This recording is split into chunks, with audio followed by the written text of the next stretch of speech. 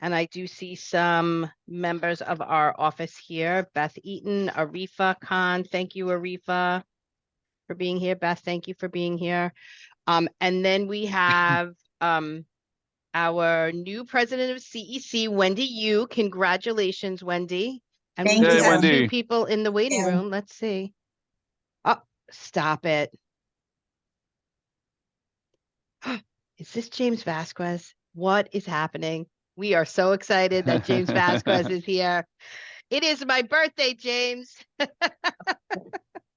Happy birthday. That's How great. are you? I That's know. my I know. present. Good to There you see go. you. Good to see you too. So we Thought I could have, join and where I can. This is yep, exciting. and Bill here representing high schools on behalf of Superintendent 2. So thank you. And then we have James, who represents high school UFT. Happy to see you, James. And Rachel, who is our president of President's Council. Congratulations, Rachel, to you too. Yay, Very Rachel. excited to see you today. Thank you. So there are, I texted UFT and CSA. Hopefully they'll be joining us sometime at some point in this meeting. But I wanted to take a moment to welcome our members back, which is why I'm very excited to see James and Bill, and to welcome our new DLT members. So now, James, will you be, or you don't know yet, joining us for this year, or will we have a high school representative? So I'm going to try my best to schedule it. My homeschool schedule has changed this year from last year. So if it makes it possible, I will join you guys at the very least, at the very beginning, if I can. Today, actually, I'm only going to be able to stay maybe about 45 minutes or so. I'm actually dropping off my daughter to college. To college? Yes, Wow. time goes Mine by too. quickly. Which one? Which She's one? over at, we're in Syracuse. She's at ESF. It's a SUNY school on the Syracuse University campus. Nice. My son's in Nice. Oswego, very close. So, and he has a car. So if you ever need anything, yes. There you go. Thanks. And actually he's doing his student teaching in Syracuse. Get out. Good. Mhm. What subject are High school social studies. Oh, you talked to Yeah. him about me. Very good. Thank you. I appreciate You spoke to him. it. Remember? You told him to be serious about 11th grade. So yeah. That's right. Oh my God, that was a long time ago. Jeez. Yeah. So, good luck to her. Good luck to her. I'm Thank leaving you. Saturday Thank you. for my daughter at Delaware. So we'll see. Very nice. Right. Yep. Mhm. Anybody else taking their kids to college? Because you're probably broke and miserable and yeah. Been there, done that. Yeah. Yeah. Danielle, two DLT issues. Yes. New members, you mentioning new members. I need to have them get processed Provisioned. for, Yeah. iPlan. So I'll need their information. And also, in addition to, processing them, the DLT members, the dates for our meetings. Yeah, I'm I gonna get them go. from Yeah, you? that's on the agenda. So I'm gonna go over the agenda. Okay. Now it's one of the first things. So, so Wendy and Rachel, what Gus is, and we might have to even reprovision James. I'm not. Oh, he might be on it. He might be okay. James I'll- Vasquez? Yeah, yeah, I think he is. I I'll have double him. Yeah, check. I have him. So Gus, if you could, Gus only needs your email address. He doesn't need your social or anything like that. Right. Because when we write the iPlan, when we do our DCEP, it goes into the iPlan, and you, as DLT members, should have access to that to edit, to make comments. So that's all he needs. So Gus, if you could put, or I'll have either Lewis or Dr. Mike, it's up to you, your email in the chat. And Wendy and Rachel, if you can just send Gus your email address, and we'll make sure that you're provisioned. Okay, there you go. That's in there already. And then And there's a detail here. If you already have access to iPlan through a school or through some other role, I need a different email address because the system Wendy, are only you on your recognizes one. SLT? Are you on your SLT? No, if you're on your, and Rachel, you might on your SLT, right? So you might have access to iPlan. I'm not on. Yeah, I have it. SLT. I have it through SLT. Yes, so I need a different email address from you.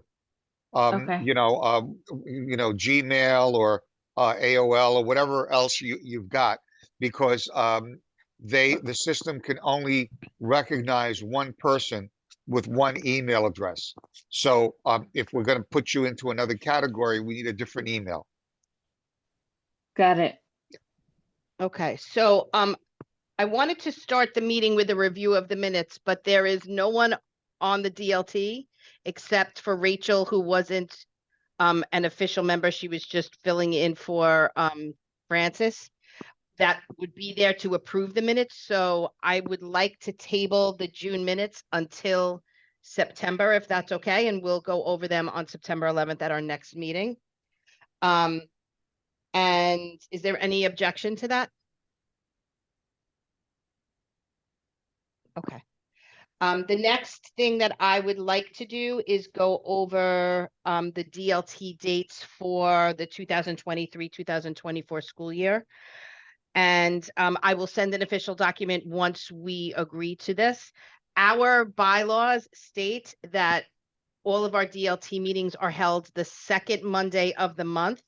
There are a few days throughout the year that, because of holidays and days off, we had to move some dates, but for the most part, we try to honor that second Monday of the month. And I believe, Gus, and for you, Bill, and for you, James, it doesn't conflict with any other of the DLT meetings. So as we go through, if there's any issues, please let me know. So the first date is September 11th.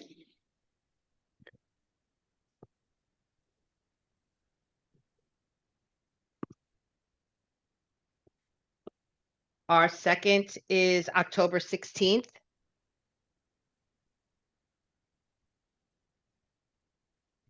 Then November 13th.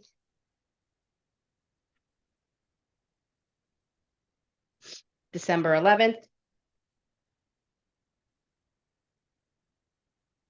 January 8th. February 12th. March 11th. April 8th. May 13th. And June 10th.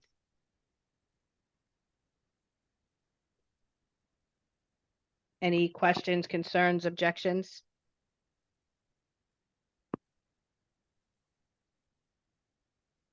Okay. Another thing that I wanted to bring up, but we will also table this until our September meeting, is there are some DLTs that have chosen to go back live, and others who are remaining virtual on Zoom. I just wanted to give the DLT that option. As a DLT, we are not required by law to be in person. So I didn't know if any of the members of the team wanted to give feedback about that, what they would prefer. And then we can talk about it and finalize it in September. So because so many members are not here, our September meeting will be virtual, but I did not want to not offer that option because there are some districts who have gone back to in-person meetings. So any feedback? I think I prefer virtual because Monday morning is a little crazy. Yeah. So virtual I is better agree. for me. I Okay. agree. Bill or James? So So- I prefer virtual. And the other thing I just wanted to let you know is I'm not sure if there's going to be another representative from Superintendent 2's office for the DLTs. So I'm not sure. So I'm here for today, but that may change in the future, just to let you guys know. Okay. All right. So if I could just say, I do, listen, obviously we all understand the convenience and the ease of being able to do this virtually as we're doing this, but I really just encourage you to consider maybe in the September meeting when you make your final decision, to maybe consider trying to do something hybrid if you could, because I over the years, for those of you who've never done this before, it has always been great to see people in person, to be able to talk. As you heard Danielle and I talk before, we had many interactions, while we're in person and while we're dealing with other stuff as well, and it's just really great to make those connections. So especially for the new DLT members. So maybe if you can consider doing a hybrid option if you could, just this way you can have some interaction for the people who can make it. That might be a good thing, but I'll let you guys make that decision in September. Just wanted to do my 2 cents. Yep, noted. I think it's a good idea to consider. Seeing people in person, it was always good to have an opportunity when you see somebody to sit down and talk to them after the meeting, and I agree. If it's in person, it'll be in the district office only, Wyndham Place, right? That's where we usually had them. Yes. And we have small meeting rooms that can fit just the DLT. We don't Yep. have to be in the big, and they're always available, so we should be okay.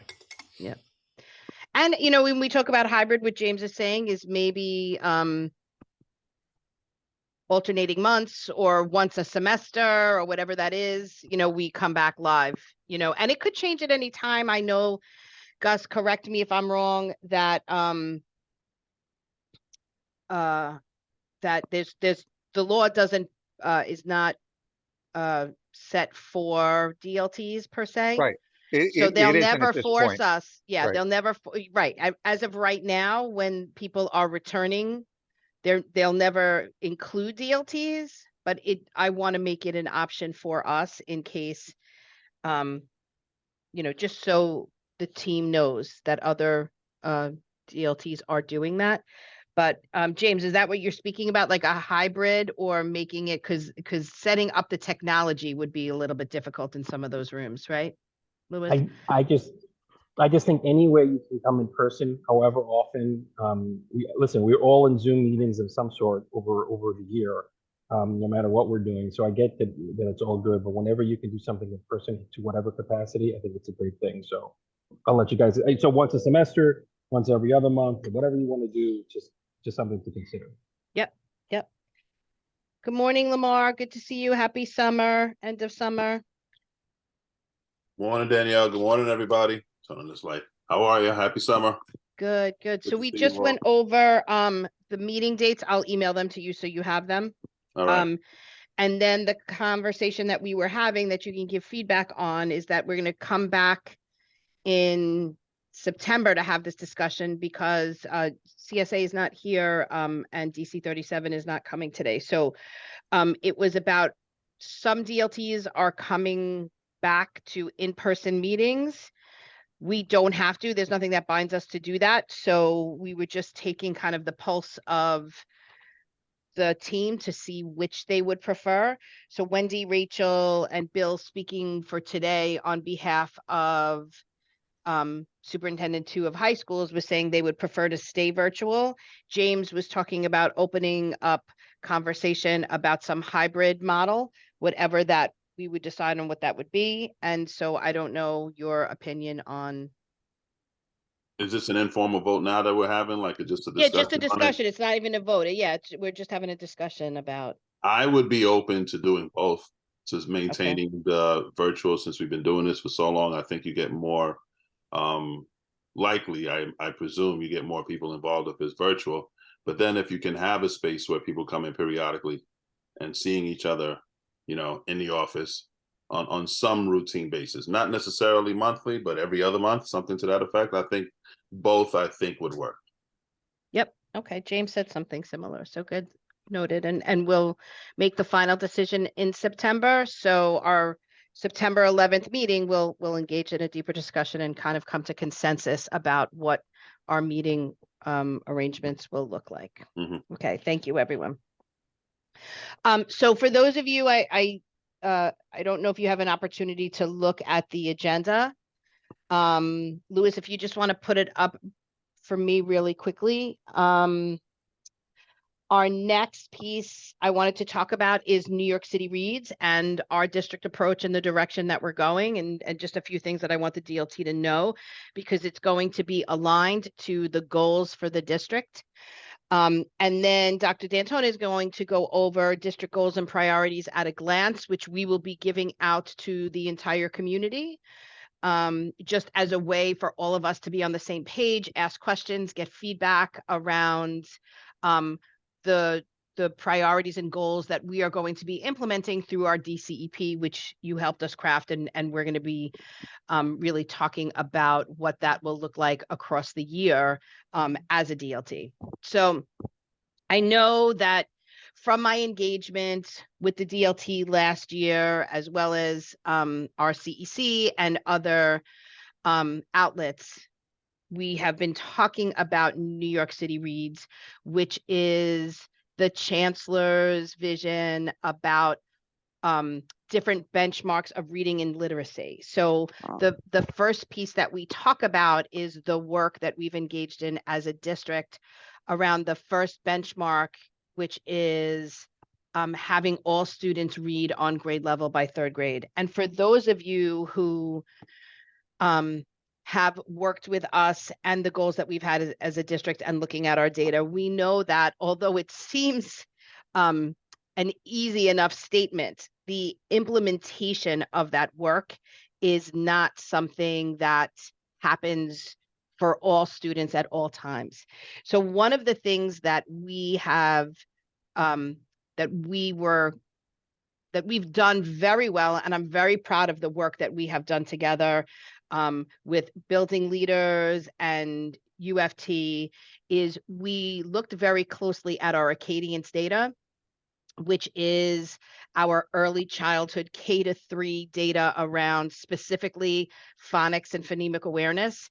And we started also looking very carefully at what was happening across our classrooms, and we saw gaps in the implementation of Foundations and Hegarty, which are both phonics and phonemic awareness programs.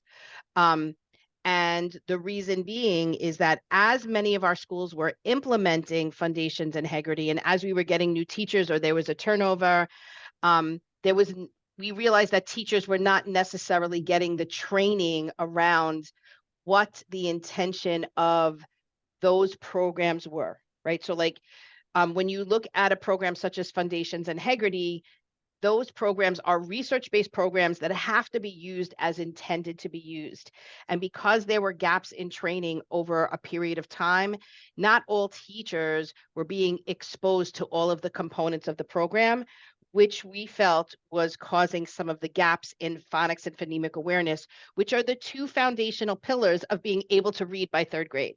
So we started a huge goal of making sure that students were showing improvement in these two pillars. But by the way, we did this through very strategic, very organized, very rigorous training for our teachers.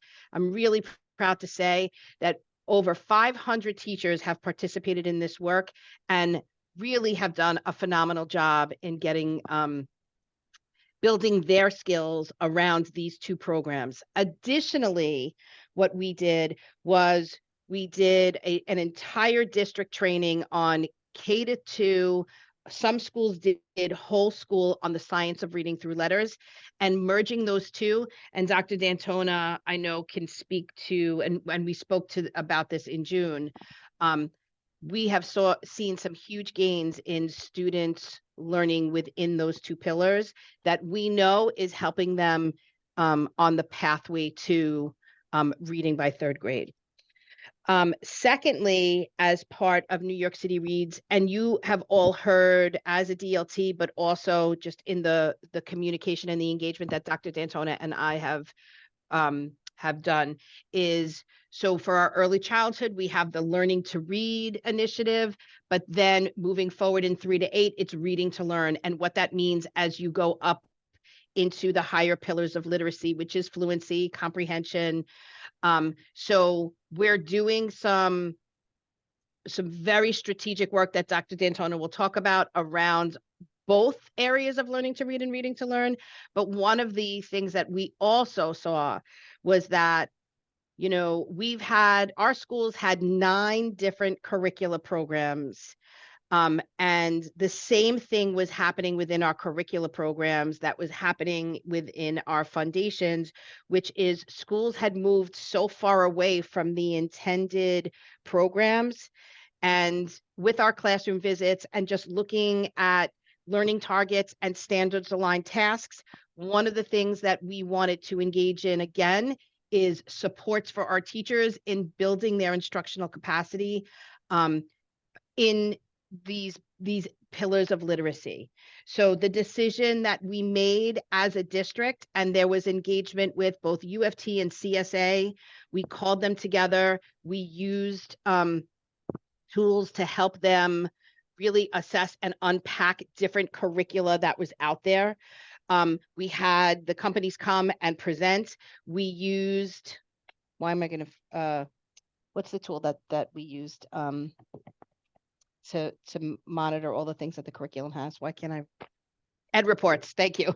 And that was something that we went over the DLT as well. And Ed Reports is a tool that you can use, that is a national tool that will help you look at all different curricula and see different targets that a curricula would need to be a rigorous and engaging curriculum. So part of that engagement, we had UFT chapter leaders as well as principals. Then they brought these same tools to their SLTs, to their staff as a whole. We received feedback. And what we chose as a district was the Common Curricula into Reading, otherwise known as HMH. I want to be really clear. No one curriculum is going to be able to do everything it needs to do, but for the first time in many, many years, actually since I've been here as a superintendent, we will be using the same resources, the same tools to build our capacity together as a district around our learning to read and reading to learn model. Now, we started in the K-5 expectations that we were going to all use the same curriculum in K-5, but many of our middle schools, actually all of our middle schools except for one, have decided to take on HMH. And so I want to specifically talk about the supports that we are going to have for our schools that I will tell you a little, we'll get into a little bit more in September as well. But as we're rolling out our HMH curriculum, but also our New York City Reads vision of learning to read and reading to learn, there are going to be different points that we have for schools to access to support them. So first, we will have 2 members of the district team that will be supporting our elementary schools in Foundations and Hegarty and the science of reading through letters. Arifa, I see she is on today. Thank you, Arifa, for being here. And it will also be Danielle Bergman. What Arifa and Danielle did last year is they went and met with principals. They also visited classrooms and they tiered our schools. And Mike, I'm wondering if, is there a way for you to just put up what the supports, the tiered supports looks like? They tiered our schools, and all of our principals are aware of where they fell in their tiers, and the schools will be receiving certain levels of support based on where they were from the principal conversation and classroom visits with Arifa and Danielle. So not only did they do that, but they also looked at Acadian's data, and they want to be able to go in and support our schools in terms of making sure that teachers have all the training and resources that they need to implement these programs. And yes, I'm going to use the word, Lamar, with fidelity. So here are there's 4 different tiers, actually. One is substantial, and this is what each of our schools will receive if they are substantial: 2 to 3 visits a month. That will include walkthroughs with administrators around how to observe different elements of Foundations and Hegarty, a debrief, opportunities to meet with teachers, so on and so forth. Then there's moderate. Once again, it is 1 to 2 visits a month. And then adequate, you could go down, and light support. In addition to the supports that Arifa and Danielle will be giving to schools, there will also be weekly office hours, as there were last last year for teachers to kind of call in and just ask questions, and there will be district-wide training on the programs if teachers and principals feel through their instructional teams that teachers need training in these areas. So we will have those resources for them. The second piece is we are really proud of the work that we have done with our union partners in UFT teacher centers. We have 6 UFT teacher centers across our district. And the purpose of UFT Teacher Center is to really be there for on-site support for teachers based on the needs of schools, but also really around key areas such as literacy and the implementation of New York City Reads.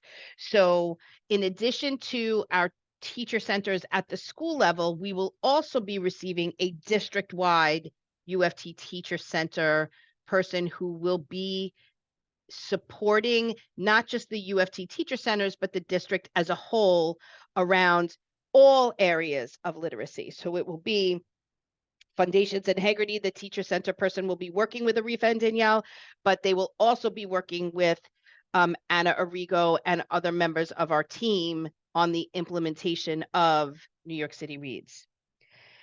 We have also received an HMH implementation coach, and that coach will be supporting schools specifically with resources and tools and instructional practices aligned to the rollout of HMH into reading, because it is a new curriculum for many of our teachers this year and our principals. We want to make sure that that transition is seamless. We've been doing a lot of work, and I know that we spoke about this as a DLT towards the end of the year.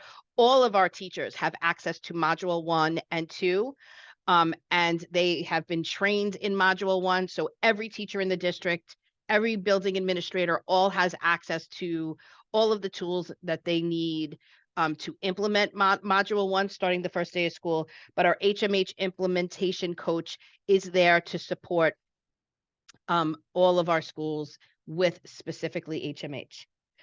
Then we have another layer of support, Anna Arrigo, who is our literacy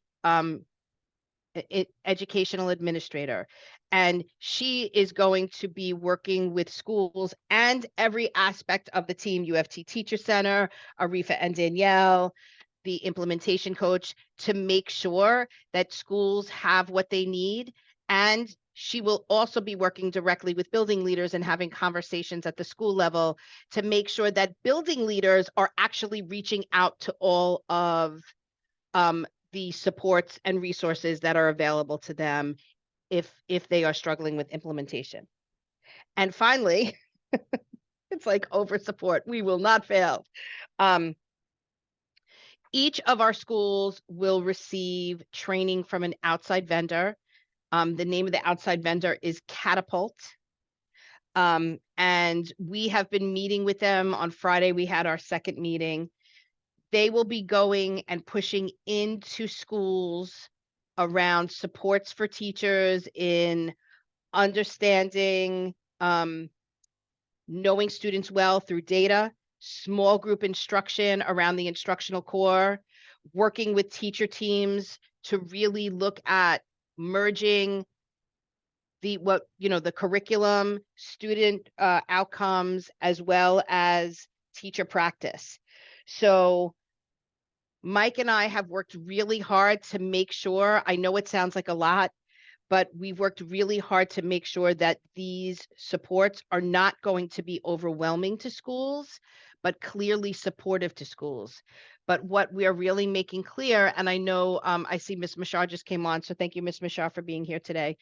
What we discussed at our principal meeting in July was that our principals right now are engaging in the development of professional learning plans, which they will be sharing with their instructional teams. But professional learning for this year, there can be other layers involved because each instructional leadership team really does have those conversations about the needs of the school. But the needs of the school are really right now focused on the implementation of New York City Reads. And this is a very good time to make sure that as we roll this out, that our teachers and our administrators are getting high level support, right? So one of the things that we're going to be talking about from the district level, both Dr. D'Antona and I, is yeah, we will have those opportunities for smart boards, right? Training at smart boards. We will have new teacher coaching and mentoring. We will have, other elements of supports, but really what we're saying is our core, which is the implementation of New York City Reads, and math should be at the forefront of the conversations that we're having, because we have, for the first time, a tremendous amount of supports for our schools in this work. So what we have learned from the implementation of supporting our schools and foundations in Heggerty and Letters is that although it was off to a little bit of a rough start, and Lamar will nod, because I think teachers needed to see that the work that they were engaging in their professional learning was going to have a difference and make a difference in the classroom. And once they saw the supports that they were getting, and this was not in any way, and I was very clear, this is not, when we do a learning initiative, it is about supporting teachers. This is not about, giving them, difficult, kind of going in and putting them in difficult and uncomfortable situations. This was a learning phase, and we did get some really good feedback from our teachers at the end of the year that it helped them in the science of reading and understanding the early childhood learning to read model. So Lamar, I didn't know if you wanted to comment on that. I wasn't planning on it. No. Okay. So, but do you disagree? I do not disagree. There Okay. was growth and there was a lot of hesitation and, for lack of a better phrase, hesitation and pushback earlier in the year. But as you saw, and I can speak to a couple of schools in particular that are in my head right now, like you see the growth as you go along. I'll call you later. It came with constant conversation and constant dialogue and the constant understanding of what the ultimate vision was. But they ultimately did, see that growth. And I will say, maybe I shouldn't say this too loud, the phone stopped ringing around May and June. So, take that for what it was. The conversations did lessen, but I think they understood, they meaning the staff members and the teachers, they understood what the growth was and what the growth model looked like.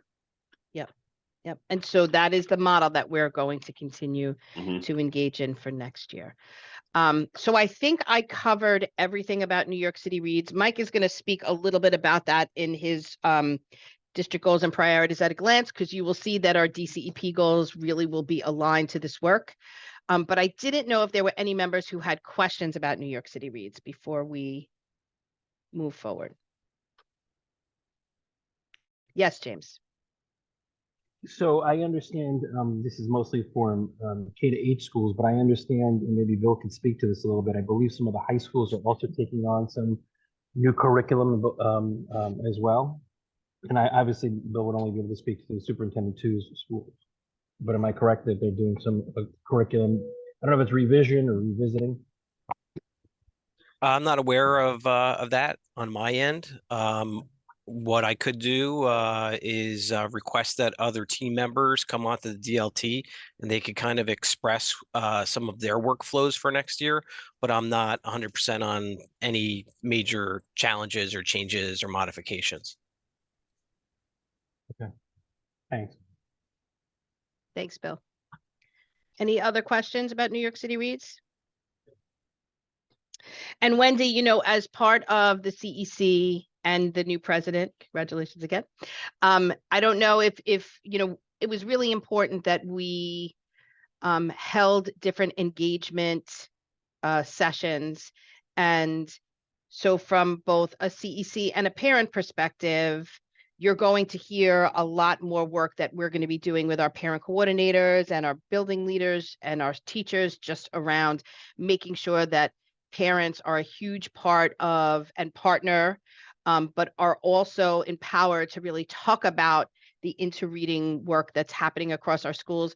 But I just want to make sure from your perspective, and actually, Rachel, from yours, that me speaking about New York City Reads in August is not a new thing for our parent leaders, that you could say, like, although, I see that we have a lot of work to do, this is not coming out of the sky, like that we have been informed and just been part of conversations about the direction that the district is going in around New York City Reads. Well, since I was on the DC last term, through our meetings, we discussed this new curriculum. And even at my daughter's school, at the SLT meetings, teachers and the parents started discussing how the implementation of this new curriculum looks like. So although I'm not on the SLT anymore, I'm sure I'll hear some feedback on the parents' end. Yep. And I think that's important for you as CEC, but also DLT, but also a parent in a school, to just constantly having and giving feedback at all levels to us, so we can make sure that parents are true partners in this work, because that is really part of the goals that we're working towards. We don't want parents to not understand the transition that we're making. So Rachel, I didn't know if you wanted to comment a little bit, around your experience. Yeah, it was something that last year was discussed at the SLT level at our school. So in bringing SLT updates to our PTA membership, it was something that I discussed with, during those meetings as well, so that and I'm not sure how many other presidents did the same thing, but it was definitely encouraged for us to bring it to the attention of our membership. Yep, great. And I want to say to both of you, Wendy and Rachel, that anything that you would want from our team, the district team, at any of your meetings, be it CEC, President's Council, or if you see that SLTs have concerns, just reach out to us and let us know. We want to be part of the learning alongside you. We don't want parents to not feel that they have a voice or a say, or even opportunities for depth of understanding. So always feel free to reach out to us if anything comes up, or if you want us to do presentations for your community and constituents. So we're happy to do that. Danielle, I just want to comment. I want to commend the district on creation of teacher centers. I think that your expansion of teacher centers is important and a good thing. I'm familiar with teacher centers from my past life, and I think that they are a good structure of support. And I'll couple that with a question for James and Bill. Do we have teacher centers at the high school level?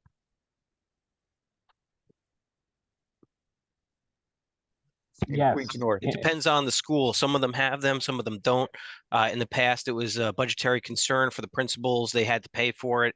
But then at some point, I believe that they were, kind of freebies for schools, and then they kind of shuffled around. But I'm not 100%. I've never gotten into that. James? Yeah, I know for a fact that they have, so I was just counting off. I want to say there's about 9, maybe 10 schools and superintendencies that have UFT teacher centers. Superintendent 2 and I actually had a conversation this summer about including them more, and also having them present to principals and help expand it as much as we can. So we have been pushing this tremendously in different areas. In District 25, I know that John Bowen has a UFT teacher center. Flushing had one, but they're revisiting it now again this year. There's a new principal coming in at Flushing High School. If you didn't know, Principal Harding is moving over to RFK. So he's going to be the principal there. And then, but we're looking to revisit the teacher center over at Flushing. So there's a lot of movement all over the borough. Yes, we do have teachers. And James, I don't know if you were there, but I recall when I was there when they created the high school for teaching on the Petrides campus. One of the logic of creation of that school was that it would be a center for promoting teacher center kind of support throughout the Queens area. Are they involved at all? So yeah, so first of all, they do have a teacher center. Actually, they're very, very interesting teacher center. They have two teacher centers, different specialties that just started last year, which is great. Although we're not in District 26, but Gus, that was a long time ago. I remember when the school first started as well with Nigel Pugh, a long time ago. It is not in the same vein anymore in terms of the planning for teaching. But there's a new principal there who just got appointed this last year, so they will go to revisit that. But yes, like I said, the teacher centers have been in different places and trying to find ways of connecting staff to all the support. Thank you, James. Good to see you. Thank you. Yep. Thank Good you, to see you James. And today. yep. Thank you, guys. Okay. And that is, I think, it in terms of New York City reads for me. Oh, one other piece that I do want to say before Mike, Dr. Mike takes over is, so we have Beth here. Beth is our instructional lead for the district Our in math. team. She's the In math. math, team. she is our math team. So I do want you to know that we have not forgotten about math, and not at this meeting, but our September meeting, because we are solidifying the final plans, but Beth will be presenting our math plan and what that looks like, specifically around the work that we are doing towards, we love the math team. We do, Beth, we love you. Specifically around the work that we're doing in terms of algebra readiness, but also about math engagement, rigorous math tasks, standards aligned math tasks, and looking at data to really see where our students are showing weaknesses and how we can support our teachers in including that in their tier 1 instructional core to make sure we're building capacity for our students. So I just want to let everyone know that although we spend a lot of time talking about New York City reads and what that looks like across the district, we have not forgotten about math. So more to come. And Beth, thank you for being here. And thank you for always reminding us about math. She's always like, math, hello, here's math. She's done some very strategic work in our schools. Historically, she was a huge part of our implementation many years ago in Algebra for All. She's been doing work across all of our schools, specifically in middle schools this year, but really targeting core instruction, engaging tasks. Dr. D'Antona talks a lot about how some of our teachers have this culture of what we call rescuing, where they'll teach a lesson and then they'll go in and sort of work individually with kids and reteach. So Beth is really supporting our teachers in kind of building classroom environments where that doesn't occur, but students have the tools that they need in order to engage mathematically. So so more to come, but thank you, Beth, for being here today and for showing the face of math. If you look behind her, that's math, right? So we have not forgotten math. Okay, so I'm going to turn the meeting over right now to Dr. D'Antona, who's going to go through our district at a glance goals and priorities. He's just started this draft, but this is something that will be happening across the district that everyone will have access to, and it really is our pathway of learning and our priorities for this year. So Dr. Mike. Yeah, thanks, Danielle. Hi, everyone. So this is very drafty. It's very wordy also, so it will go through some revisions, and certainly would love your feedback on what you think, because we do want to make it a public-facing document for the community to have access to in terms of district goals, our vision, mission, all of that stuff. So having said that, let me kind of show you what it is that we have in the works. It will go through a number of iterations just so that I can get some of that work, some of this work where it's more aesthetically pleasing than what you're going to see here. Just so you know, Lewis is going to do that because Dr. Mike is not fancy. I'm not a fancy pants. So a lot of the graphics in here are just kind of space fillers for the short term, but will be enhanced over the course of the next couple of weeks. But the goal of this is really to make sure that everyone in the community knows what it is that we're working on and why. So you'll see what I'm talking about in just a moment. But starting right from our district vision of really from many roots growing as one community.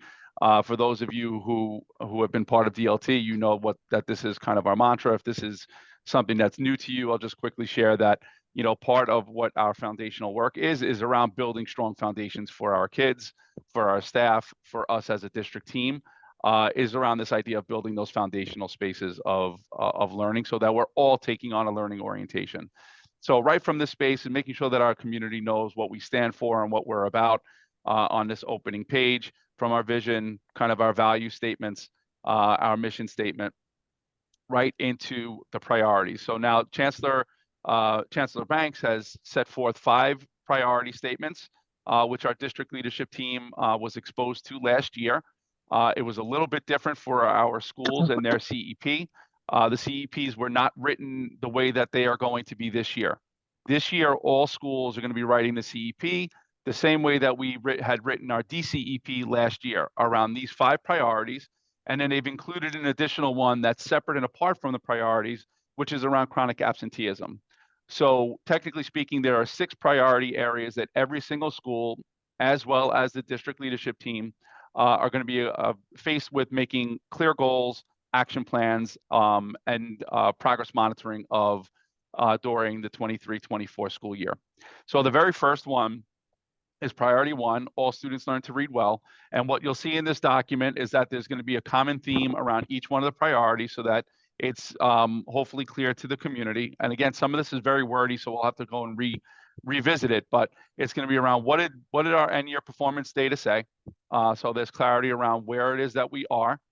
What is it that the school process data says? So part of our school walks and understanding where we are in terms of process in each of our buildings, followed by a problem of practice, the district goal, and then a theory of action. That's going to be a common theme around every one of our priority areas as we go through this document, but into the school year, which is what we would like our schools to also mirror. What is it that we've learned from our data? How does that translate into a problem of practice, a clear goal, and then a theory of action? That's something that we want to see as a kind of a staple of our work as a community. But what we did learn, and I did share with this with the CEC as well as in previous DLT meetings, was around the progress that our kids were making in alignment with our goals. So in K-2, we did see some improvement year over year for our kids across K-2 by around 2.5%. Now that doesn't tell the whole story. Kindergarten ended up 7% higher than they did the previous year. Kindergarten children from last year to this, from 2022 to 2023, grew by about 8.5%. And then kids from first grade the previous year to this past school year grew by almost 4%. So there is year over year change with the same cohort of kids, which is a promising statistic for us as a district. Now going into year 2 of implementation of Hegarty, which is the phonemic awareness program, and the revisiting of foundations for the second year in a row, we're hoping to build upon that progress so that the children that we're seeing year over year in terms of those cohorts make additional progress on top of where they were, building us towards that space of proficiency that we're looking for, which is that 80% mark. Based on research, they say that 80% of children meeting reading proficiency, followed by 15% that need that tier 2 instruction, and then 5% of children that need tier 3 instruction is kind of that space where we want our community to live in. So at the end of the year, we did engage in our walks. Superintendent Domingo talked about the tiers of support that we're going to be providing. All of that process data of looking at classroom practice, looking at end year Acadians, brought us to that space of creating those tiers of support for our schools. And with our problem of practices, basically in a nutshell, how do we increase proficiency levels for our kids as readers?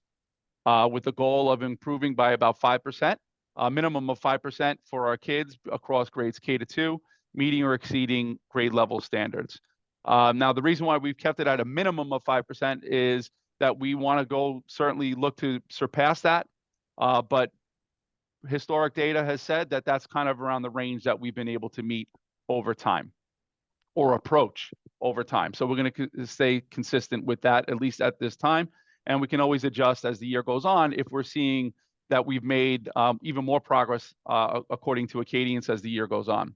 So we have 3 things happening next year: HMH implementation, And then sustained implementation of Hegarty and Foundations is part of our district-wide goal, with our theory of action really around that space of the science of reading, as Superintendent Domingo mentioned, which includes the implementation of HMH, Foundations, and Hegarty, with a focus on Tier 1 implementation, classroom environment, resource management, activity alignment, pacing, and then unit assessments. You're going to see in district, one of the great parts about having a uniform curriculum across our schools is that we're going to also be able to use the same assessments and use them as a means of saying to ourselves what's working, what needs a little bit more attention, standards-wise as the year is going on. So we're pretty excited about that, that part of this implementation as we're going through this school year. I'll come back after I go through all the priorities at a glance if anyone has any questions about what it is that I'm sharing. Priority 2 is around all students being physically and emotionally safe. For those of you who are a part of DLT or CEC as well, you know that we've spoken about the Mind Up curriculum and that we're looking to embed the Mind Up curriculum across all of our schools this year to support social emotional learning of our kids. And a lot of feedback that we received from our school leadership teams, as well as the DLT, was around the idea of, well, you know, Mike, we're talking about just implementation about Mind Up, but what's going to be the ask? What's going to be, how are we going to see that we've seen some kind of growth? So what it made me do was start looking a little bit deeper at different data sets across the district. And one of the ones that we did see that we could address, certainly with this idea of social emotional learning, were the number of level 3 to 5 infractions that were happening across schools. And for your knowledge, the one that we have seen a significant, not significant, an area that we need to improve upon is this particular one here. Shoving, pushing, or minor altercations or confrontations. These typically happen during recess time, when kids are playing ball or they're engaging in some of those types of physical activities. There tend to be these little altercations that wind up existing inside of our inside of this practice. So part of making those connections was around, so if we're having these altercations, we're going to be building in these spaces for Mind Up. Let's have that relationship where we're talking to our kids about how making really good decisions, engaging in these learning experiences in our classrooms, that we're all on the same page, that these community agreements support the reduction in these types of altercations that are happening across our schools. Some of our buildings, we see a larger number of those incidents as compared to others. So it'll be a smaller ask in some buildings in terms of the school leadership team as to others. So goals might vary from building to building based on need. So we've left this open enough where schools can look at their data and make decisions around what is it that we want to be able to get accomplished as it relates to implementation of Mind Up across our buildings. And for each one of our goals, as I mentioned, you're going to see there's going to be data that supports it. Here you'll see that we had over 3,000 infractions for level 3 and 1,700 infractions at level 4. Both of them very similar around these altercations between kids, oftentimes as a result of recess. So things that we also know, our case teams, each of our schools has a case team, which was responsible for building culture, attendance, and social emotional learning supports across our schools. What we have found is that our schools do have systems to analyze data. They do engage in a variety of school-wide events and incentives to support social emotional learning in their buildings. But we also know we need to revisit that. This year, DESA is not going to be an assessment that is sponsored by Central. So it is available, but at a cost for schools to utilize. The one thing with DESA is that it was a teacher-facing tool. So what I'm going to share with you at the very end is a student-facing tool that I would love your feedback on as to whether or not you think it's a good idea to implement across our buildings this school year, so that we're connecting both with Mind Up, but also social emotional learning space by kids to support our decision-making at the building level. So in a nutshell, this particular goal around this problem of practice is how do we reduce the number of level 3 to 5 infractions across our district schools? The goal is to reduce the infractions by 10%, and through the implementation and community building of the Mind Up instructional SEL program across our buildings is basically how we say we're going to be addressing that as a district community this year. Priority 3, all students have high quality academic experience. We have stayed true to our previous goal around building around MTSS and the implementation of this new curriculum this year. The biggest difference, as I said earlier, is that we're going to be using a common assessment this year across our buildings, and not just the diagnostic assessments and module assessments for every single unit of study that our kids go through. They will be engaging in a post-assessment to see how they're doing against standards, which will help us kind of make adjustments as the year is going on. We did see year-over-year change, very slight, less than 1% from iReady from one year to the next. Domains that still demonstrate need are in vocabulary and comprehension. But one of the things that's really important for us and that we're going to be paying attention to quite a bit is the fact that we still have a significant number of children that still need phonics-based needs in grades 3 and grade 4. So 26% of our kids in grade 3 still are below grade level in phonics, and 20% of our fourth graders are still below grade level in phonics, which says that we need to continue to work on their ability to code. Many of these children are our English language learners that are within this band of students that need additional support. So we're going to be working with our team to really work on building out those scaffolds that are embedded in the HMH program to make sure that our kids that have these needs are supported as the year goes on. So it brings us to our problem of practice is how do we improve reading proficiency for our kids in grades 3 to 8? This learning from that learning to read to reading to learn space is going to be through the unpacking and implementation of the HMH curriculum, use of end module assessments to support our cycles of MTSS for our kids, with the goal of improving outcomes by 5%.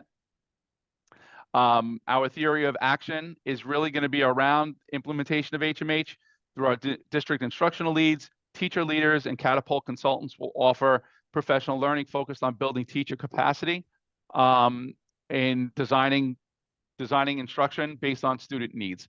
That's going to be really, in a nutshell, what we're going to be supporting as the year goes on to support these key areas of instruction for our kids within the pillars of reading.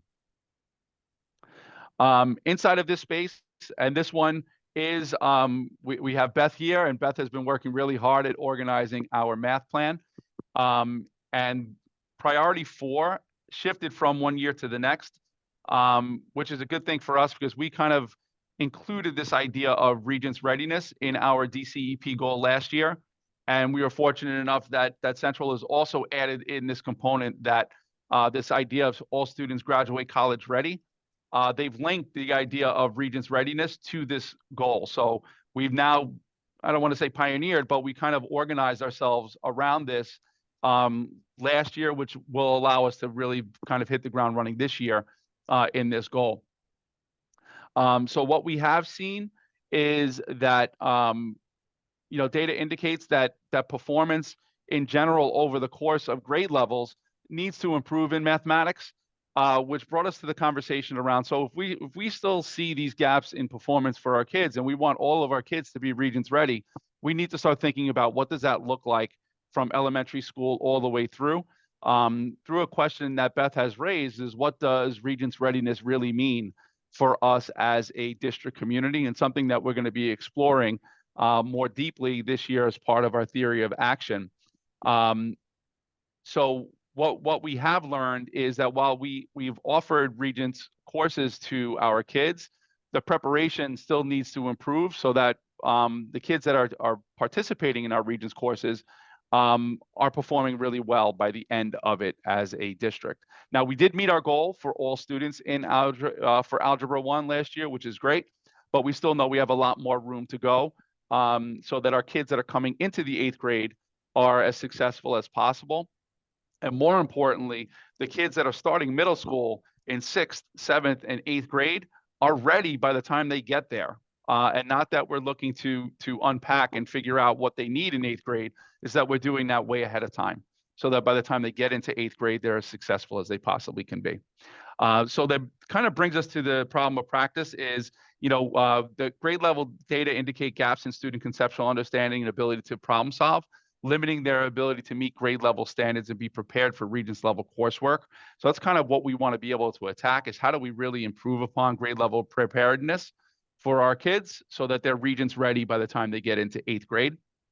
Goal is that we increase student access to accelerated courses, resulting in a minimum of 5% increase on either the New York State or Regents State assessment, because we've moved this from just being an 8th grade goal to a 5th through 8th grade goal, so that we're also tapping into our elementary school years as well as through grades 6, 7, and 8. And it's not just restricted to 8th grade performance. So the goal, developing the theory of action, is that we're developing a common understanding across our schools of what Regents readiness is, that we're really paying attention to MTSS across our classrooms. And then ultimately, as we move forward, is that we're really thinking about things through a common set of curricular resources across our buildings, much like we're doing with HMH. Similar type of scenario over time to eventually build towards this space that we're all talking about curriculum in mathematics, the same way that we're talking about curriculum in reading. So yeah, that's where we are in math, and that was a very abridged version. There's a lot more language in there than what I just shared. But I'm going to give this document to all of you guys as a draft for you to review on your own, and then say to me, Mike, you know what? This doesn't make sense to me as a parent, doesn't make sense to me as a teacher, doesn't make sense to me as a CSA representative, so that all perspectives are kind of embedded inside of the conversation. Because we do want to make it as public facing as possible. And I know sometimes when there's too many words, it creates a lot of, I don't know what you really mean by that. So we'll try to consolidate some of this language to make it as user-friendly as possible. So priority 5 is around being more inclusive and responsive to parent and family needs. So as a district, we tend to get really, really great results from the school survey. Parents in general in District 25 tend to answer favorably to a lot of our questions. So 97% of parents indicate that they feel respected. 96% of parents indicate that building leaders are effective managers. 90% of parents feel that they have opportunity to be involved in their kids' school. So in general, we do have pretty good feedback that comes from our families, which is great. The area that we were the lowest in terms of survey data happened to be around involvement, which was at 90% overall as a district community. So we do want to continue to work on that. And given the fact that we have a new Mind Up curriculum, a new Mind Up social emotional learning curriculum, new HMH curriculum across our schools, we felt like this is a really good place to really bolster that involvement across our buildings, is to kind of engage in those spaces of also doing two things at the same time. One, creating involvement opportunities for families, but also making sure we're spreading the word around the HMH curriculum and the Mind Up curriculum kind of at the same time. So, our schools in general do a great job making sure things are translated. They open up opportunities for workshops. They're creating various events and activities. That is happening pretty much consistently across our schools. So we do a decent job at that. Parent chats are in existence. Those are happening in our buildings. But we do want to open this space up more to our schools, especially in context of those two things that I just mentioned. So how can we build on our current systems and structures to increase parent engagement across our buildings is kind of the open-ended question that we're going to pose, so that we increase parent involvement component by a minimum of 2% as the year goes on. And this theory of action does need to be cleaned up a little bit, so that it just goes beyond the HMH reading and Mind Up curriculum, but we're thinking about it more broadly around parent needs and wants. The thing that I think is important here is based on the school survey at the end of the year, parents did call on the need for more social emotional learning training and supports as families. So we are going to address that inside of this space of Mind Up and access to resources with our parent coordinators as the year goes on. So that's the current state of what we're thinking for this particular goal. And then lastly, around chronic absenteeism, and anyone who's been at any meeting that I've been a part of knows that I've talked about this many times. We are still in a space where chronic absenteeism is an issue. End year, this is what you'll see overall, over 19% of our kids were chronically absent this school year. 35% of our Hispanic learners, 36% of our Black learners at year's end were out at least 10% or more of the school year. Now, what does this translate to and why is it so important? It translates into about 20% difference between kids that are chronically out and those that are not chronically out in terms of Acadians. So children in grades K to 2, 63% of kids that were not chronically absent were meeting benchmark. Children that were chronically absent were at 43%. So it's a 20% difference between groups of kids. And, largely has to do with the fact that if you're not in school, it's hard to keep track of all of those basic foundational skills that they miss when they're not there. And similarly, and I just did this comparison chart just so that you can see, kids that were chronically out, and these are grades 3 to 8, the relationship is very, very similar. In fact, in some cases, even larger for our kids that are in grades 3 to 8 when it comes to performance for those kids that are chronically absent versus those kids that are not chronically absent. So it's important that we continue to focus on this. And the difficult part about chronic absenteeism is that no one situation is alike. Everyone's needs are different inside of our communities, which brings us to kind of the theory of action of, as case teams, how do we really get to know our parents? How do we really get to know our kids really, really well so that we can create tiers of support that actually meet their needs, not the things that we think that they need, but the things that they actually need to make sure that kids are in school every single day. Because we can see the impact. It's very clear what happens when our kids are not in the building versus when they are. So this in a nutshell, and I don't know if you see my little Bitmojis here, but these are not going to be the ones that stay. They're just little placeholders. Although, Louis, I did do this parent partnerships one with the cats in here just for you, just so you know. But this is kind of a nutshell what I'm thinking in terms of the community-facing tool, just to kind of lay out everything that we're thinking and want to do as a district community, because then our schools will then follow suit in their own practices, and obviously varied based on individual school needs. But this is kind of the mindset. Wondering if there are any questions around any of the goals that I shared, but two, any feedback on the idea of creating this as a public-facing type of tool.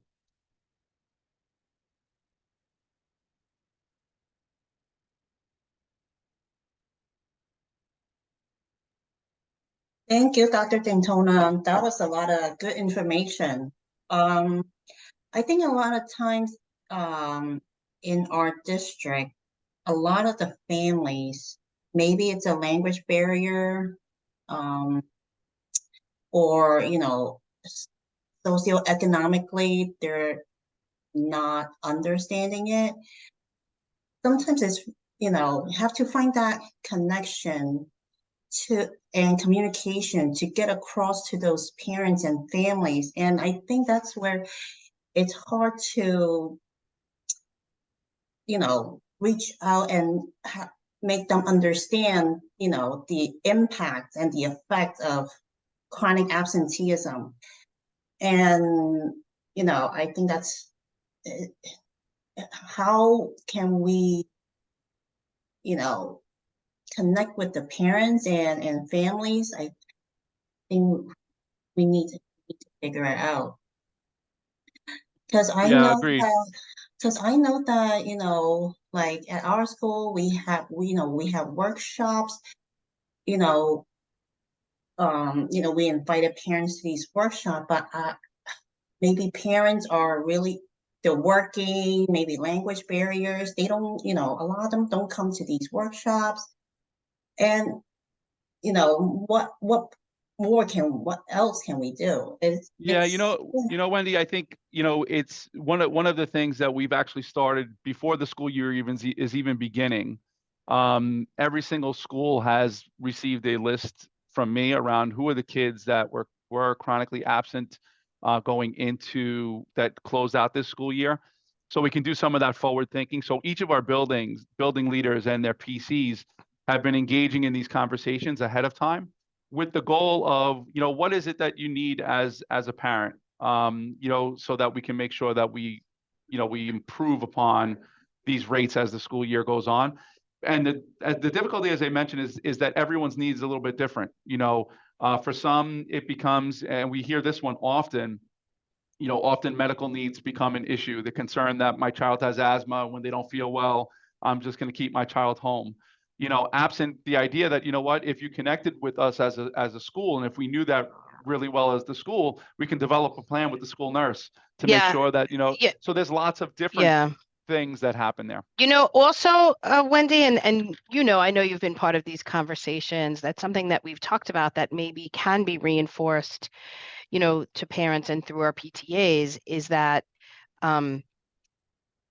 habits of attendance are set by parents, right? Like, we have expectations, you have to come to school, right? But especially in our youngest years, it is the parents that make those decisions. And I've said a lot, like, just as a working parent, that it's hard sometimes, to make sure that you set those goals and those systems to make sure that you're going to class. But that has to come from parents, and especially now that we're talking about learn to read and read to learn. Like, if you're missing the foundational skills that we're doing in, every day, because you're absent 1 or 2 times a month, which comes out to, a certain amount of time a year, like, you're missing that instruction, which is pivotal to supporting you in building that learning to read model. So I think we will continue to talk about that,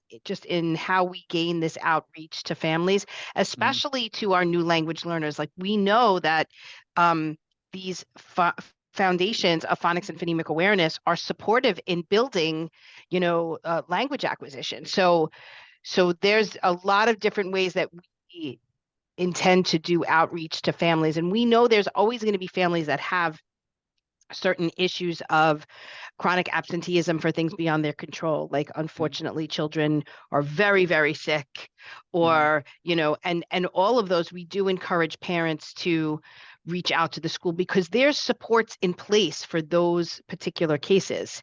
But a parent can't choose to leave their child home and expect, for a large amount of days, and then expect work to be sent home, right? Like, that's because there's a lot of instruction, especially in the earlier grades, that parents aren't trained to do. So I think you're right. We should really think about these initiatives around chronic absenteeism, and say to parents, like, we understand that one layer, but everything else, your child's got to come to school.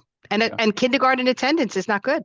Yeah, and that's what I was just going to say, Danielle, is that our early childhood attendance is far more, the chronic absenteeism rates are far higher in our early childhood grades, comparatively speaking, to our upper elementary and middle grades, which you wouldn't necessarily just automatically think, but that's what the data actually shows, is that it's higher for our kids in the earlier grades, which are the building block years, for them. And, a kindergarten or first grader, when you're going over sounds and you're going over how to decode words, when you're not there one day, that impacts you just on one day alone. You miss certain things, and suddenly you find yourself a little bit behind. So it's important, for no doubt it's important, and it's something we'll continue to work on, certainly as a DLT. If there are things that you feel are worth us exploring, it's certainly welcome.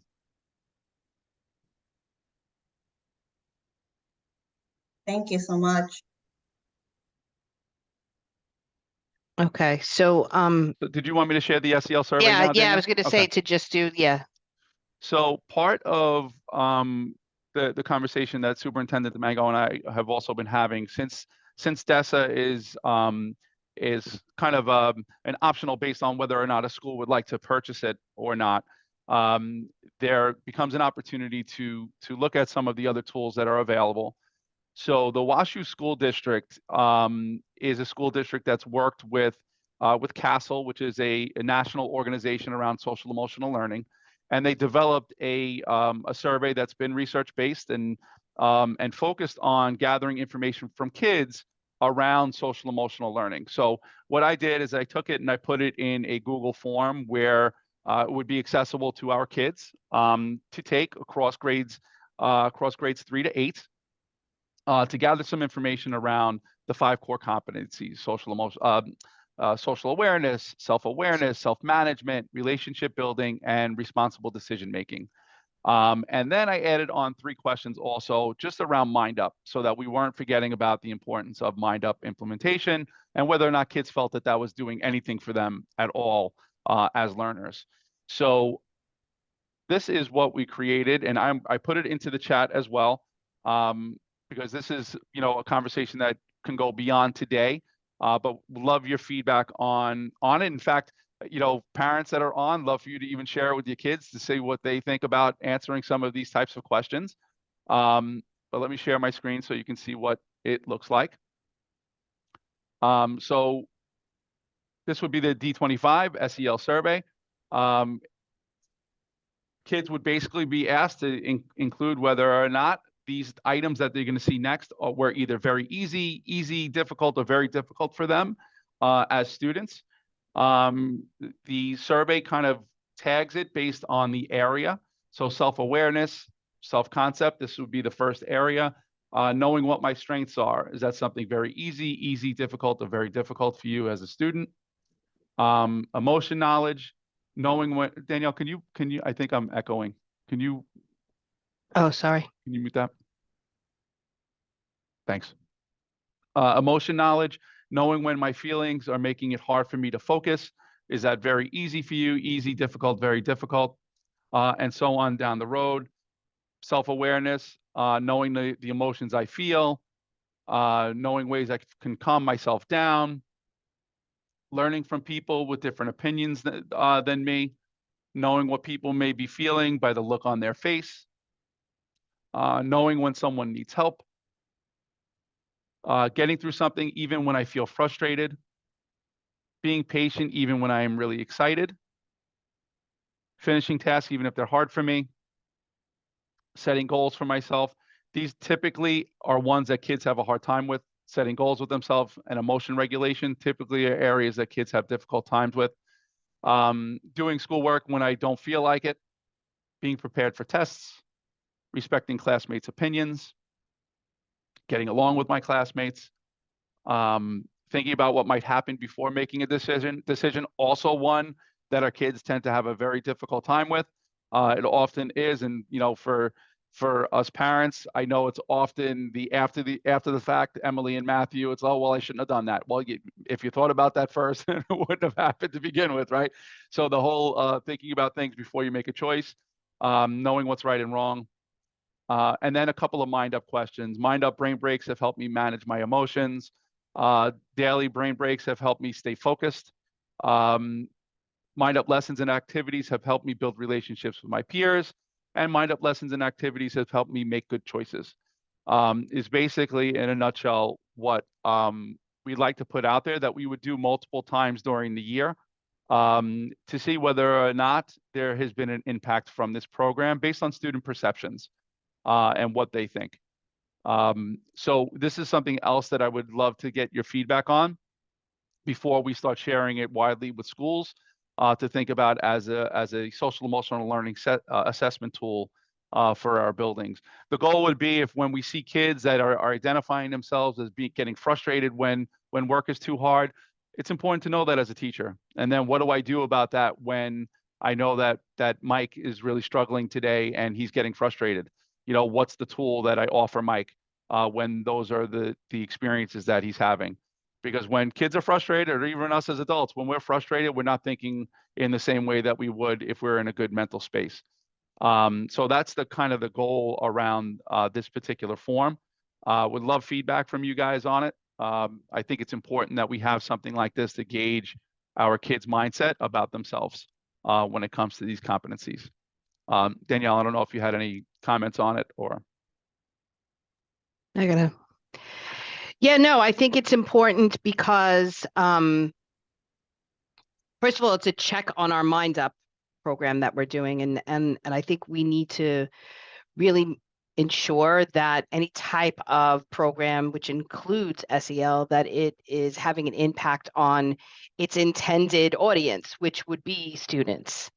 The difficulty with this is that all parents would have to sign off on taking a social emotional check-in or assessment like this.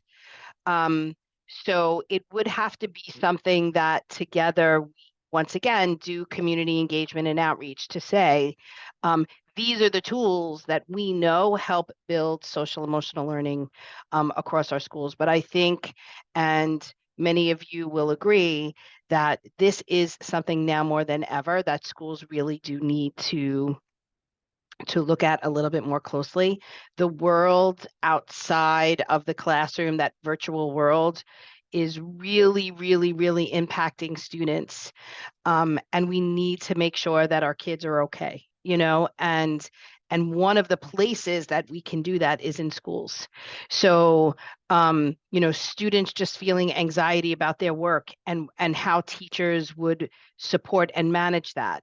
But on the flip side, sometimes, and I know from being a teacher and the teachers here and some administrators, like some parents don't want schools to know that about their kids. So I think we do have to ease into this, but to really say, like, we really need to start having conversations about the impact that social emotional relationships have on student learning and just student growth.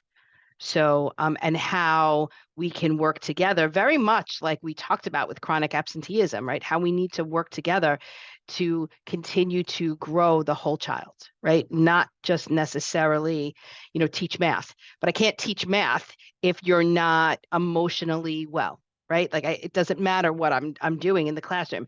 If you're not in a space for learning, then I could be the best teacher in the world, but I'm not going to reach you. So I think we'll have more conversations about that. Dr. D'Antona will be asking building leaders and teachers and students for feedback on this, but it's really important that we get this information and then that we support teachers and schools and school counselors just in helping to support students through this as well. Is this survey for all grades?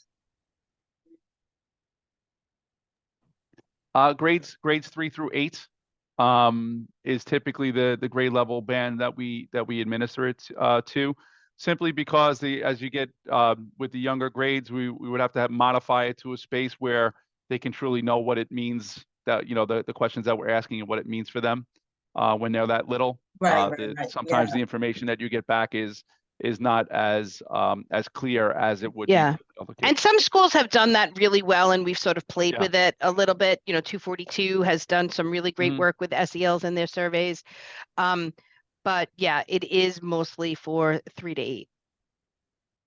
But more to come on that, and I do think it's something that, as DLTs and SLTs, social emotional growth has to be part of our conversations now, and for those of you who have kids and just for me, as I see my kids going through elementary school, middle, teenage, adulthood, like it's very easy for that to get away from you before it's too late, right? So we want to make sure that same way we benchmark progress in terms of the standards, that we're benchmarking student social emotional growth. Thank you, Dr. D'Antona. Yeah, and can I just say one other quick thing too? And one of the things that we had done with the President's Council, and Rachel, I don't know if you would be okay with something like this too. We shared the parent involvement survey that time, Danielle, in the mid-year, where we got a lot of feedback from our parents on it. So if that would be something you'd be interested in, Rachel, I'd be happy to share that with the President's Council also. Yeah, definitely. I think that would be a great idea. Yeah. And Rachel, that can be inclusive of everything, right? New York City Reads, social emotional, everything, and just to kind of check the pulse and ask PTAs if they would be willing to participate in that with us. So, okay, thank you, Dr. D'Antona. Is there anyone that has any questions? I know that this was a lot, but you know what? You have the document, you have the video, you could continue to watch it, but this is really the foundation of the work and the conversations that we're going to have this year. We just wanted to make sure that the DLT had everything that they could in order to begin the conversation, begin the work with us every month. I have on the agenda next for me, the back to school homecoming, just so everyone knows, and James, I'll get to you in 1 sec, just so everyone knows is the expectations is that we continue to do homecoming very similarly to the way we've done in the past, welcoming students back, creating amazing environments for our kids. So they want to come to schools. So our principals and teachers are already talking about our homecoming. We will be out there welcoming all of our students and families back to school. So we're very excited for homecoming to District 25. Additionally, and I am going to have Lewis put the flyer in the chat. We are doing as part of our New York City Reads initiative, a District 25 Reads in the Park. That is going to be held 2 weeks, or is it next Wednesday already? Woo! Next Wednesday, the 30th. It is at Flushing Park, where we will be.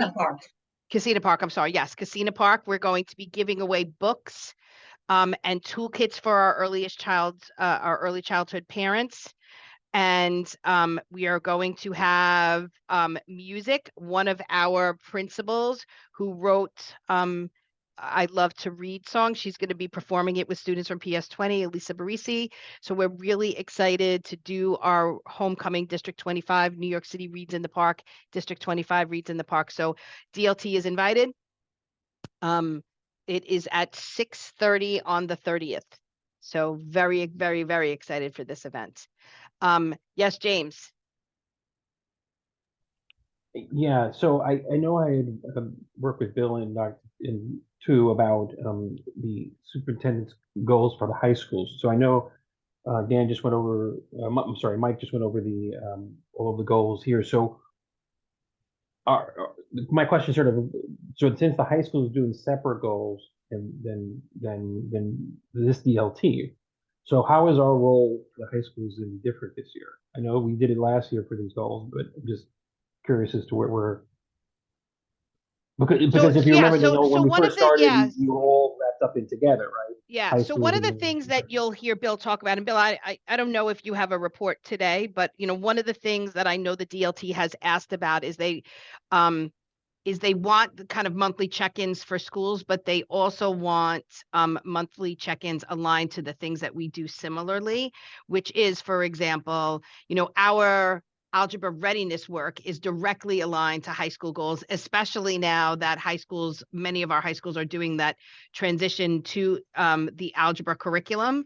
I've met this summer with superintendents, high school superintendents, including Superintendent 2, just around the things that they're thinking and the alignment of our work in terms of Regents readiness, which is the goal. But also, Bill, I think kind of what James had asked, as we see like our Learning to Read, Reading to Learn initiative, like where does that tie into what is happening in terms of the superintendent's goals for high schools, right? So, I was telling Dr. D'Antona that my son just took a course, and when I compared it to the Reading to Learn model, where like he doesn't know how to do a research paper, and I was in shock. I was like, dude, you are a junior in college. Why am I still correcting your thesis on your research papers? So like, James, you will hear similarities in especially our Reading to Learn work, because it is directly aligned to some of the things that are happening across high school. So Bill, just to kind of connect with Superintendent 2, if it's not going to be you, who that person is. And so we'll make sure that we're making those connections across the year. And so differently, James, what you're talking about is the reports for the schools should not just be around like what each school in the district is doing, but like how their work is aligning to our work. And it's definitely there. We've had those conversations this summer, and that was an expectation from, Central in terms of superintendents working together on this K-12 New York City reads model. So that will be there, and that's something that we will be able to kind of make those deeper connections because they're important. So thank you for that. Okay. So Gus, I'm going to turn this over to you. I know you spoke a little bit at the beginning. I didn't know if you had any CEP or I know you talked about the DLT. I did include for the DLT and something that we're going to continue to talk about. Gus does give us a CEP goals report. And that is a list of goals for each and every one of our schools. Currently, our school CEPs are undergoing review, and we're giving feedback to the CEPs on iPlan. So anybody who's out there who's part of your SLT, something, Rachel, that you might want to tell PTA presidents, you can go in and look at those that feedback. In September, October, the expectation to kind of revisit and solidify your goals for the year is something that SLTs will be required to do. So I have included our annual CEP goals report. It's not something that should be shared. It's really for our DLT. So, I mean, it's for you guys, it's, there's nothing against sharing it, but really it's just a list of all of our school's goals. So, something for you to view, but Gus, I didn't know if you wanted to add anything else to what we were saying. I'll talk about the CPs. First of all, I want to congratulate District 25, as I always do. All of your CPs were submitted on time, and you are in the process of providing the feedback. Now, when I saw the goals report on the agenda, I thought, well, I'll have to explain that a little bit to the DLT, because we don't normally make that available to the DLTs, although there's nothing, to stop anybody from looking at it. It's not a secret document or anything. The purpose of it is since district teams are reviewing CEPs, and it gives the district an opportunity, the district team, an opportunity to look at all of the goals, and Central issues this from time to time. So if you're providing feedback on a goal, and it gives you a chance without having to go into every single school's plan and iPlan to see whether that feedback was taken into account and whether the goal has changed. So it's really a tool to enable district teams to help them with their review process. That's the purpose of it. And we may get one more update report before the documents are to be finalized. The timeline, which we have in place, and I have not been told that it's going to change, is by September 7th, all schools are supposed to have their feedback from the district teams citywide. And they're supposed to take that feedback into account. And right now, the finalization date when they're submitting their finalized DCEP is October 27th. And then the superintendents are supposed to approve them by November 30th, and they're uploaded into iPlan. That's the current timeline, which was the last version of it was in June, and I've shared it with the DLTs several times, and I don't expect it to change right now. So the schools are in the process of getting feedback on their CEPs. The goals report is to give district teams an extra, a tool for support in providing that feedback. And as I always say, if there are any technical issues or any special issues having to do with particular CEPs, I'm always available to assist in any way that I'm able to. And I constantly get some emails from either individual schools or from the district office about the CEPs.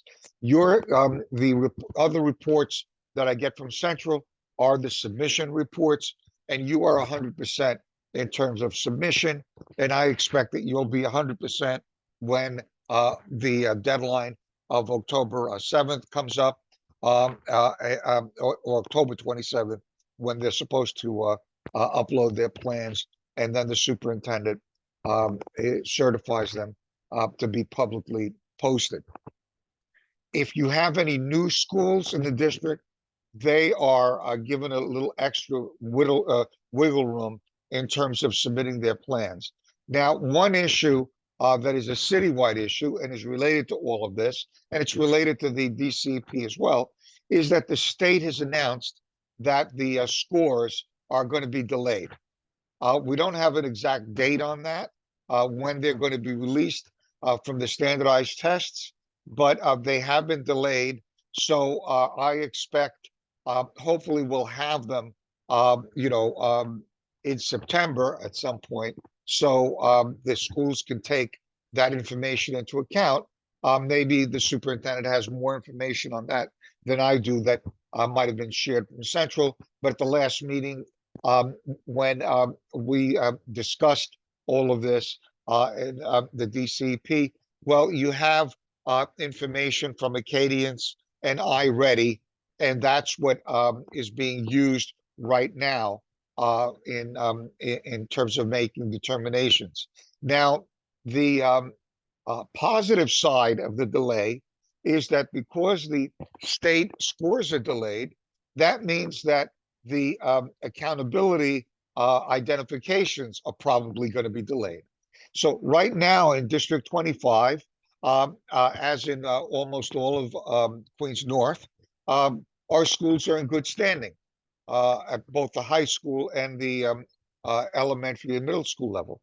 So the later those identifications come out, the more likely it is that our status is not going to change.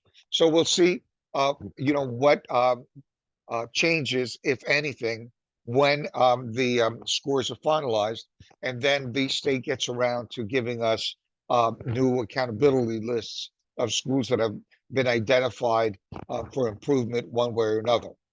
So that whole process is delayed this year because of the test results. So the timeline, though, hasn't changed, and you're in good shape as far as the feedback and the revision, both at the high school level and at the elementary and middle school level. And I haven't been getting too many issues at the school level with iPlan, mostly just people want to add individuals to their SLTs.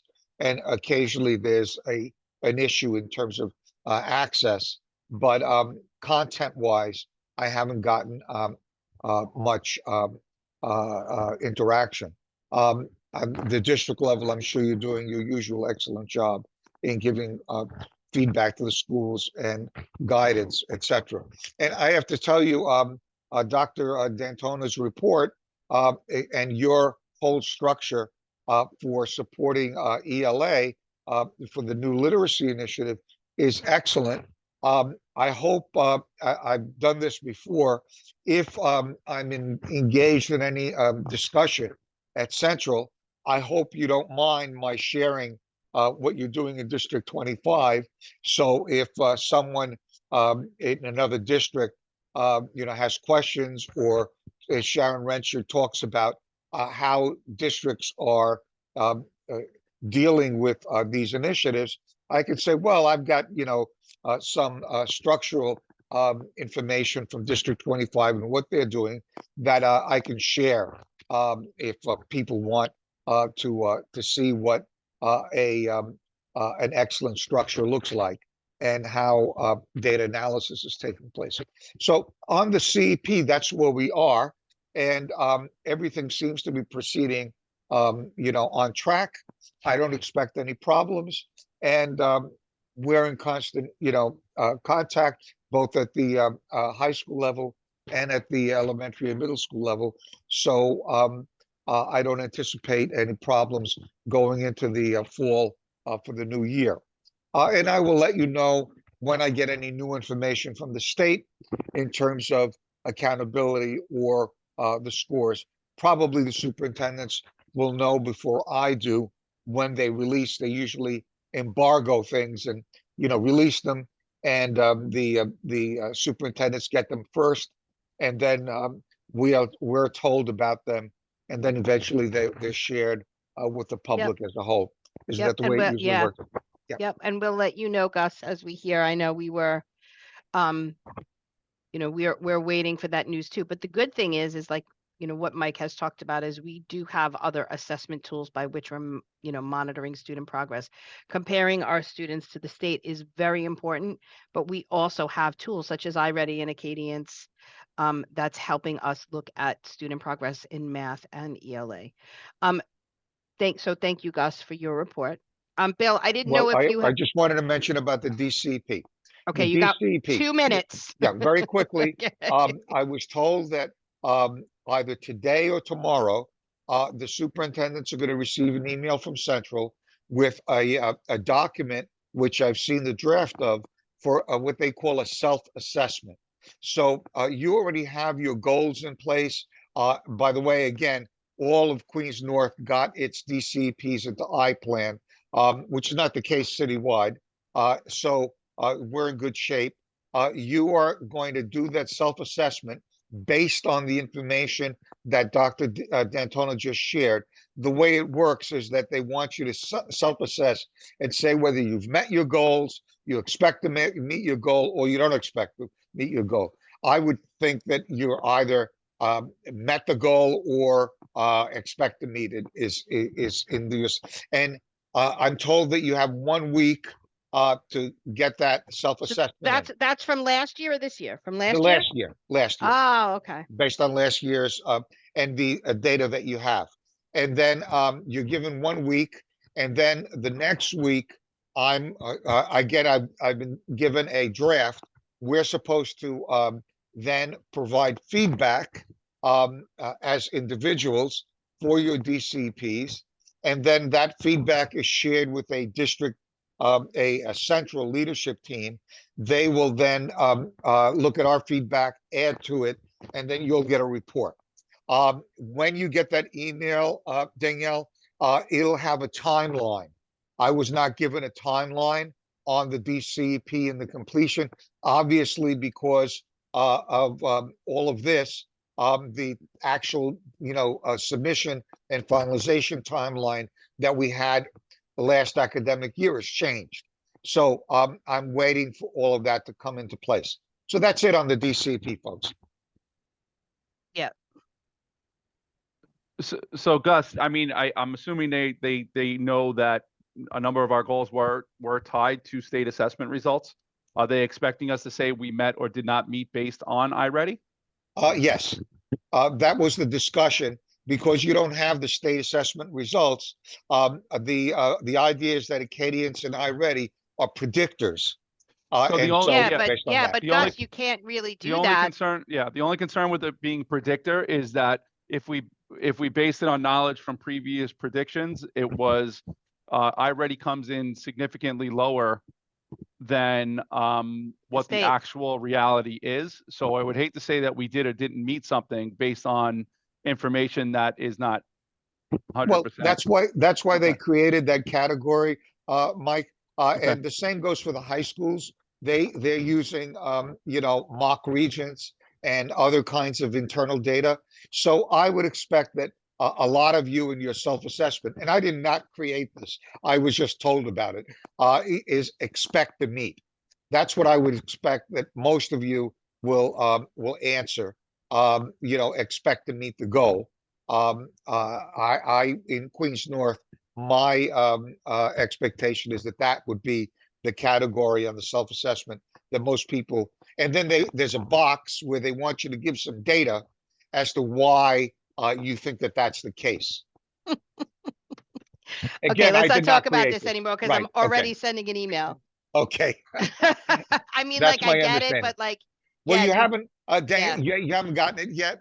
I would wait to Yeah. see what this was based on a meeting with Sharon Renshaw last Wednesday, and this is what we were told to expect.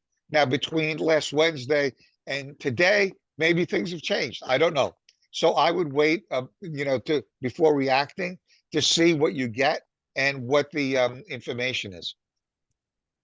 Because No, they I may would change rather it. it not go out at all. Okay, that's up to you. No offense to you guys, that's but like, that's above my grade because level. yeah, no offense, but like, I think that is, one of the things that we talk about, and that was something that we have taken very seriously in the district, is relevant feedback to people so that they can use that to guide their goals. And, we kind of like with what Mike is saying is that, we did see some direct alignment, and what you're saying is that Acadians and iReady are predictors, but then we saw some differences, and so it's really, it's there is not that relationship, and I'm thinking that maybe that's been kind of misunderstood at that level. So I want to address that and say, like, I'm about doing that, and that's what we do all the time. Like, it's easy for Mike; he can kind of say all these things. But that's not the point. The point is really more about, like, we want to be true to what we set our goals on, Yeah, I and mean, you can't use different yeah. data there's one thing, like, you could get on different scales and be off a little bit, but these are two different data points, I two mean, the different thing is, tests, bringing it two to that different whole tools, standard deviation space, bringing it to Yeah. that math, it's either going to be plus or minus. And the only way you know what that plus or minus is going to be is that you have a series of years that you can say whether or not that standard deviation is aligned to District 25. So I'm comfortable in saying that I have an idea of where we're going to land, but Right. it's based on just a 1 year period of knowledge, not multiple periods to say that, yes, I'm going to tell you we're going to make it. I mean, I feel good that we're going to be aligned, but I also Yeah, have to say something else. The meeting last week was in preparation for September DLTs. The expectation was that hardly anybody would have an August DLT. So I haven't received any official guidelines from Central as to sharing information with DLTs. So this is my own initiative of sharing that meeting with you. So that's why I don't know between last Wednesday and what will take place. I won't get guidelines probably until the end of the week or early next week on September DLTs. Because again, the expectation is that this is going to take place and will be shared with DLTs for the first DLT meeting in September. The expectation was that there aren't any August DLTs. So I'm sharing this without an agenda and on my own initiative. So I just want to make that clear. That's why I mentioned that it's a draft meeting. It was a draft discussion.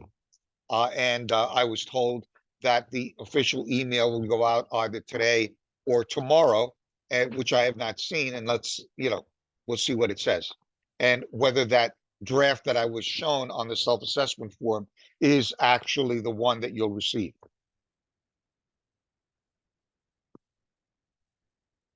Sorry to take so much time.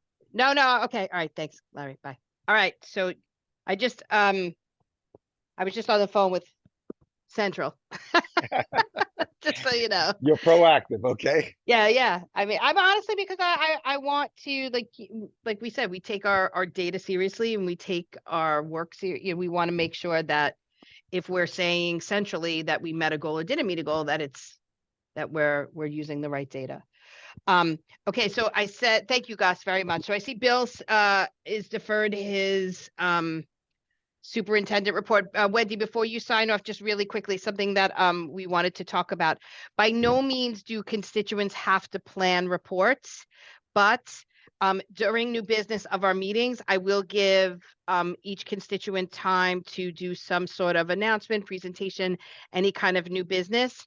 So, that includes UFT, CSA, DC 37, CEC, President's Council. So if there's anything you would want to ever prepare or send us any information in advance, you can always, as I said earlier in the email, send it to Louis directly. He'll send it out and he'll put it in our folder, or you can send it to the entire DLT.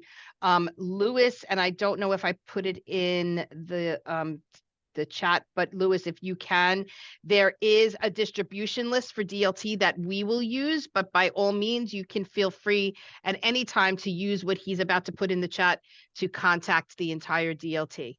So I did not know if there was any new business or if there's anyone who wanted to make any sort of announcements or anything moving forward before we sign off.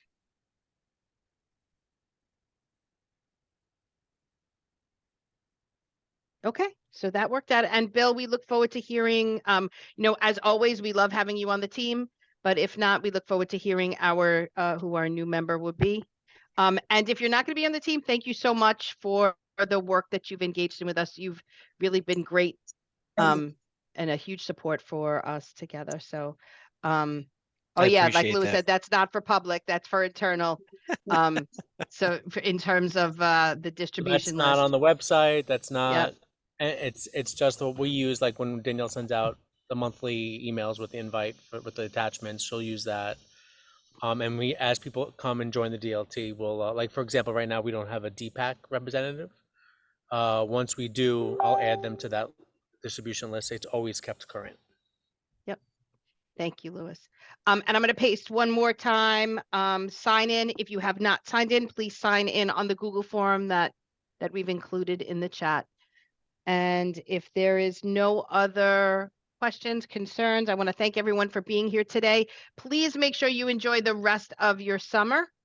I will be packing and taking my daughter to Delaware over the next week or so, and then I'm back and ready to start the opening of our schools. I am very excited for that. And our next meeting is September 11th at 9 o'clock virtual, where we'll have the discussion, what we talked about in a hybrid model. So if there's no questions or concerns, we can come to consensus for ending the meeting. Is there anyone that would like to stay on the meeting?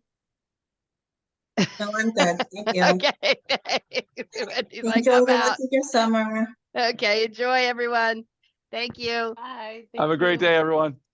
Bye, everybody. Bye-bye.